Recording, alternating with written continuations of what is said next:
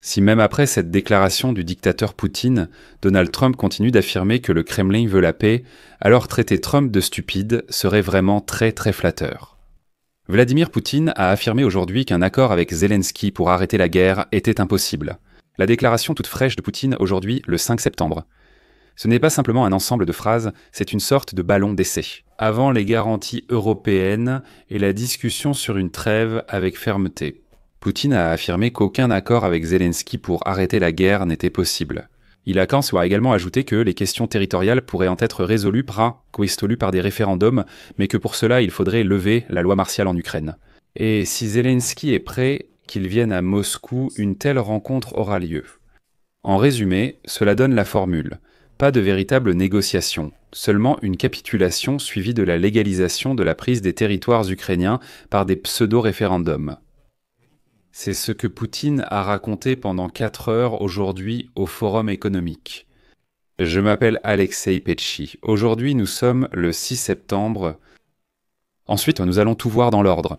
Mais avant de commencer, je tiens à vous rappeler que sur cette chaîne YouTube, plusieurs analyses d'actualité sont publiées chaque jour afin que vous soyez au courant de toutes les nouvelles de la journée.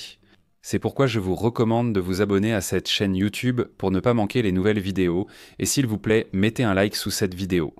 Abonnez-vous aussi à ma chaîne Telegram Petchi News, lien en description de la vidéo. Là-bas, nous publions les actualités en temps réel. Alors analysons la déclaration du dictateur Poutine point par point. La phrase « je ne pourrai pas m'entendre avec Zelensky » n'est pas une question d'honnêteté mais une tentative d'imposer un nouveau cadre de négociation à l'Occident. Soit vous levez la loi martiale à Kiev, vous forcez Kiev à renoncer à la loi martiale et vous l'obligez à s'asseoir à la table des négociations selon les conditions de Moscou, soit, comme l'a déclaré Poutine, tout sera décidé par les canons. Donc Poutine déclare clairement, soit la capitulation, soit la Russie continue la guerre. Un grand salut à Donald Trump qui disait que Poutine voulait la paix.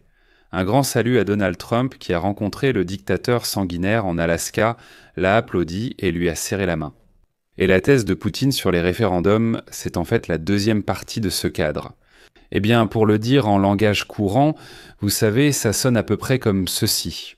Reconnaissez notre ligne de front comme point de départ. Ensuite, nous organiserons ce qu'on appelle un vote parmi la population des territoires occupés par les Russes et tout deviendra légal. Autrement dit, nous allons simplement légaliser la prise des territoires ukrainiens. Et je rappelle que Reuters avait déjà noté une ligne similaire dès le mois d'août. Poutine parlait de sa volonté de dialoguer, mais avec les mêmes lignes rouges concernant l'OTAN et les territoires occupés.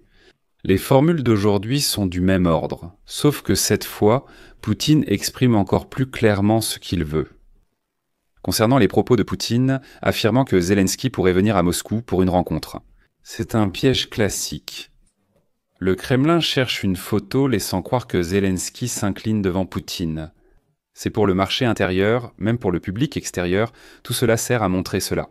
Regardez, Kiev reconnaît le pouvoir du Kremlin sur l'ordre du jour de toute négociation. Preuve que Moscou impose les règles. Pendant que les Européens se réunissent à des sommets de la coalition des déterminés à Paris, pendant que Trump fait des déclarations, pendant que tout l'Occident essaye de planifier quelque chose, Moscou fixe l'ordre du jour, et même Zelensky est obligé de se rendre à Moscou pour rencontrer Poutine. Qui c'est le principal acteur dans cette histoire? La rue Bankova avait déjà donné la réponse la veille à Paris, de façon claire. Ces propositions sont inacceptables, c'est juste. Ce n'est ni la salle, ni le tapis, ni le lieu, mais le contenu qui compte.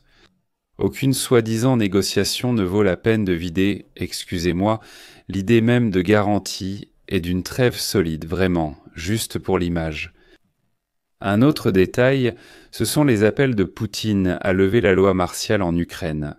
Poutine le présente comme un obstacle à la tenue de référendums en Ukraine, lors desquels, selon sa logique, les habitants des territoires occupés devraient décider du sort de ces territoires occupés. Eh bien, vous savez, nous avons déjà vécu tout cela. Tous ces pseudo-référendums en Crimée, à Donetsk, à Lugansk, puis déjà en 2022 ces pseudo-référendums dans les territoires occupés, où le sort, selon la logique russe, le sort de 4 régions était décidé.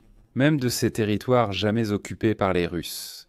Nous avons déjà connu tout cela, ces pseudo-référendums ne servent qu'à légaliser l'annexion. Mais en réalité, la loi martiale est une protection contre le stratagème du Kremlin. D'abord, ils vont forcer à lever la loi martiale, affaiblir la défense de l'Ukraine, puis attaquer et dire « Écoutez, c'est vous qui avez levé la protection. En quoi sommes-nous responsables ?» Toute la logique de ces Russes hypocrites est là-dedans. Il va crier qu'il faut lever la loi martiale, arrêter la mobilisation, tout arrêter simplement parce qu'il faut organiser des référendums. Où ça, dans les territoires occupés? Et ensuite, ce même sale type chauve va frapper l'Ukraine et dire « Écoutez, c'est de votre faute. Vous avez vous-même levé votre protection. » Dans ce contexte, cette orientation européenne vers la défense anti-aérienne, la guerre électronique et la mission de fer en Ukraine, ce n'est pas une escalade, comme on le dit à Moscou, c'est un manque. Laisser désarmer un pays sous la promesse de soi-disant référendum. Mettons cela au clair. Le 5 septembre, Vladimir Poutine affirme qu'il ne pourra pas s'entendre avec Volodymyr Zelensky pour résoudre la guerre. Les questions territoriales seraient tranchées par référendum après la levée de la loi martiale. Si Volodymyr Zelensky est prêt, qu'il aille négocier à Moscou.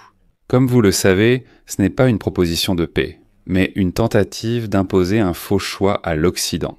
Paix selon le Kremlin ou guerre jusqu'à la victoire. Le vrai choix est ailleurs. C'est une trêve avec des crocs et des garanties de sécurité pour l'Ukraine, qui rendent toute revanche techniquement et politiquement impossible. Quelles sont les conséquences de ces déclarations du dictateur chauve pour les Alliés et pour Kiev? Rédacteur, il faut répondre par des faits à la rhétorique de Poutine, telle que Zelensky vienne, on discutera.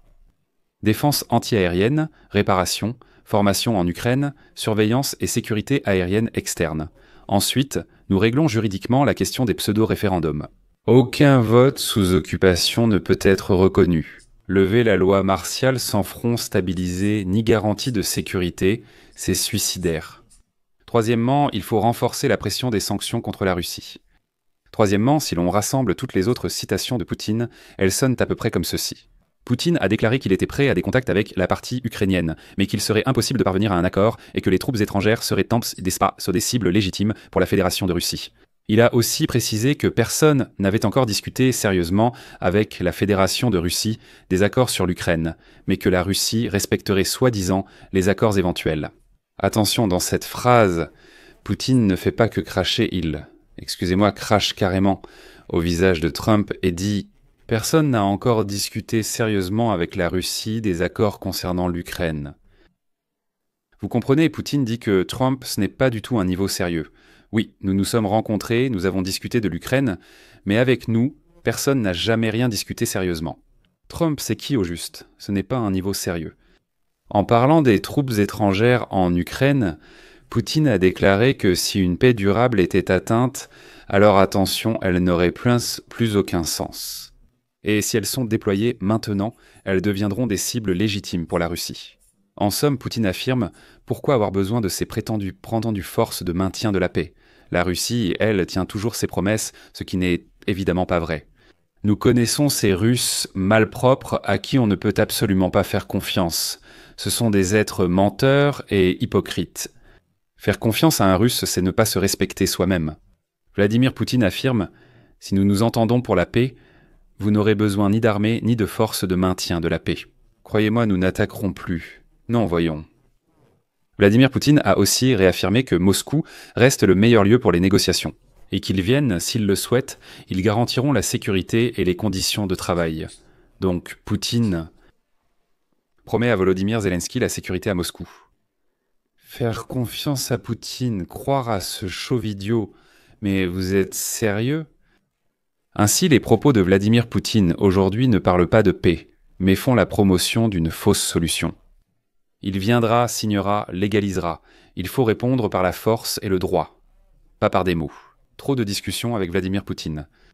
Paris a fixé un cadre, Washington dirigera la surveillance, l'Europe déploiera une structure en Ukraine et enverra un contingent de maintien de la paix. Une fois que cette structure est en place, tous les référendums ne sont plus qu'une image pour la télévision. Que Poutine crie avec de la mousse à la bouche qu'il n'est pas d'accord. Et ainsi de suite. Il faut agir, pas parler, mais agir. Je mets des points de suspension. Laissez vos avis en commentaire sous cette vidéo. Abonnez-vous, activez la cloche et mettez un like. C'est tout pour aujourd'hui. Prenez soin de vous, à bientôt.